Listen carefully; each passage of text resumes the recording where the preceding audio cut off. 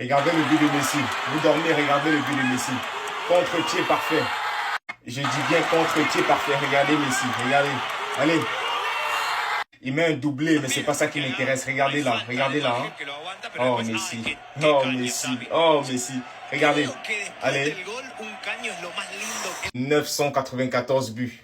J'ai blagué, 894. Vous aimez ça, vous aimez ça. Il va atteindre la barre des 900, mais c'est même plus ça qui nous intéresse. Il a livré le football. Chaque soir, chaque samedi, chaque dimanche, chaque samedi surtout. Messi va te mettre des doublés de passes, des doublés de buts. Mais franchement, dans le jeu, qu'est-ce qu'il est fort. Il n'abandonne jamais son équipe. C'était potentiellement le dernier match de Sergio Busquets et Jordi Alba. Messi, il est toujours là. Il est encore là. Il est encore là. Il a prolongé. Non, vous me parlez de quoi? Finalissima contre l'Espagne. Vous pensez que l'Argentine va laisser? Non, Messi, il est encore trop fort. Et regardez l'enroulé qu'il met sur son but, le contre-pied. Non, il y a mal qu'il va développer ce niveau-là.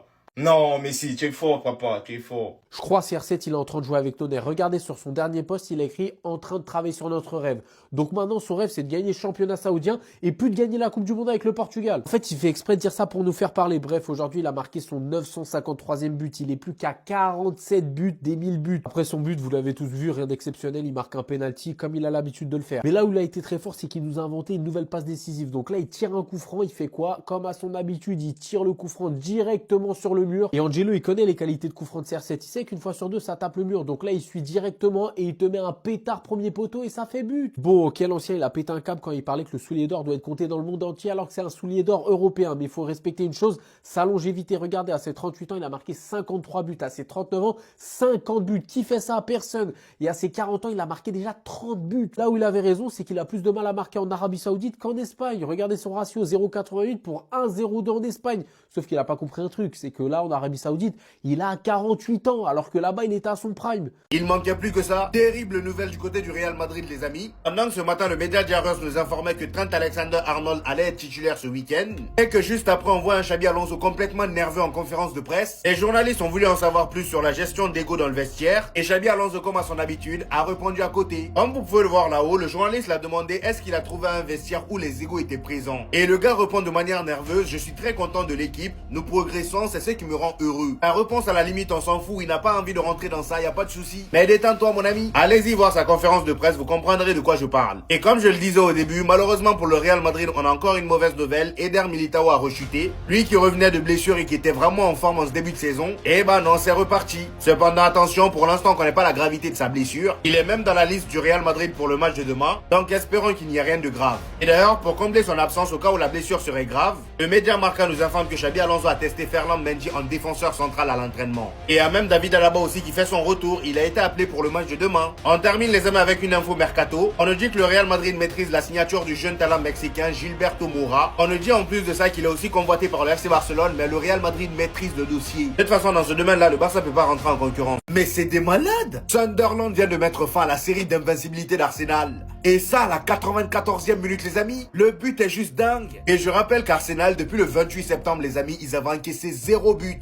Aucun but. Et là t'as Sunderland qui vient juste d'être promu de Championship. Ils viennent mettre leurs 2 buts au calme. Et en plus de ça, face au premier du classement en Première Ligue, au moment où je vous parle les amis, ils sont deuxième. Sunderland est deuxième. Il n'y a plus que 4 points entre eux et Arsenal. Ils ont 21 points et Arsenal 25. Manchester City est juste derrière à la 3e place avec 19 points. Et je rappelle que City a un match en retard aussi qui vont jouer demain. Clairement là, même si la saison n'est pas encore terminée, on peut déjà féliciter l'entraîneur. Ah oui, le gars il fait un vrai boulot. Il a presque tapé toutes les équipes de Londres. Face à West Ham, c'était 3 buts à 0. Face à Brentford, 2 buts à 1. Crystal Palace, eux, ils sont venus faire match nul. Ensuite, Chelsea est venu, ils ont tapé Chelsea. Et là, Arsenal aujourd'hui, qui vient en tant que leader du championnat. Ça faisait un long moment qu'ils n'avaient pas encaissé un seul but. Sunderlandais, ils sont venus et ils ont brisé la série. Voilà. C'est ce qu'on appelle un mercato réussi parce qu'on était là, on les voyait faire des transferts. Et aujourd'hui, malgré qu'il n'y ait pas de joueurs à grand nom, ils réussissent quand même à faire très mal aux grosses équipes de Première Ligue. Et ils sont deuxièmes. C'est vraiment incroyable.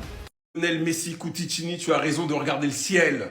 Tu es le plus grand joueur de tous les temps à avoir foulé les terrains de football. Le Metz Ball, c'est les records, c'est les titres, c'est tout ça réuni. 400 passes décisives en carrière. Enfin, 400 400, vous en rendez pas compte. 37 pour cette équipe médiocre qu'il a réussi à sortir des fins fonds des playoffs pour aller les ramener en quart de finale pour la première fois de l'histoire de ce club, pardon. J'en perds mon latin.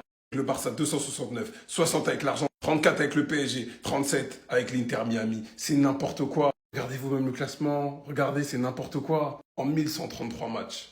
Et plus de ça, il te met un doublé. Voilà. Course de 20 mètres, pas besoin de pénalty, il va enrouler pied gauche, bim, bam, boum, terminé. Vous avez le spectacle, full spectacle. On préfère ça au pénalty, soyons vrais. Des petits ponts par-ci, petits ponts en deuxième mi-temps par-là. Une seconde fois, il fait la même chose avec une passe D vraiment magnifique. Ici, et le joueur ayant le plus de buts à l'extérieur de l'histoire.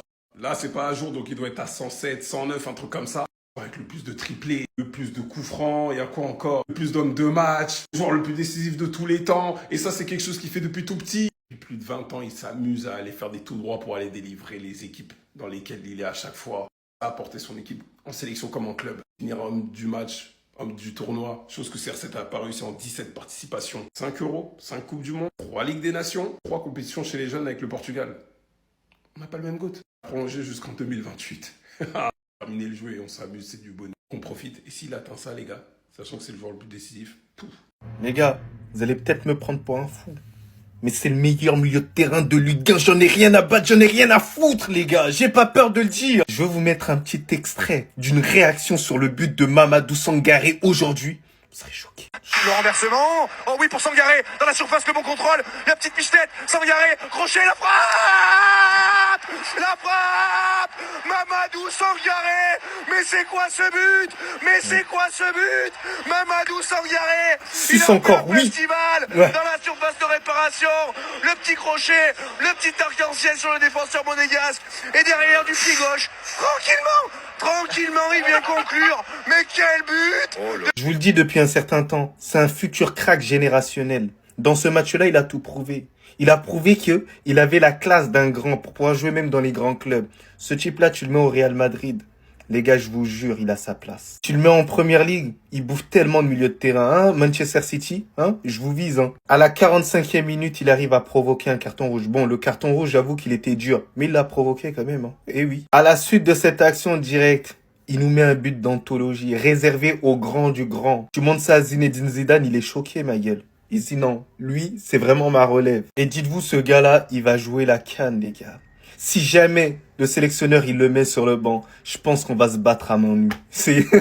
ouais, c'est à toi. Moi, en tout cas, alhamdoulilah. Les Ivoiriens, franchement, là, en termes de coach, vous êtes bien. Là, vous êtes tranquille sur les 10-15 prochaines années, minimum. Entre Emers Faé, qui est champion d'Afrique, Kolo Touré, qui est adjoint du meilleur coach du monde, voire du meilleur coach de l'histoire, à savoir Pep Guardiola. Et comme si ça suffisait pas, t'as même Yaya Touré, déjà, qui a une expérience énorme en tant que joueur, pour commencer. Son expérience en tant que joueur, on peut considérer que c'est le meilleur milieu de terrain africain de l'histoire, déjà.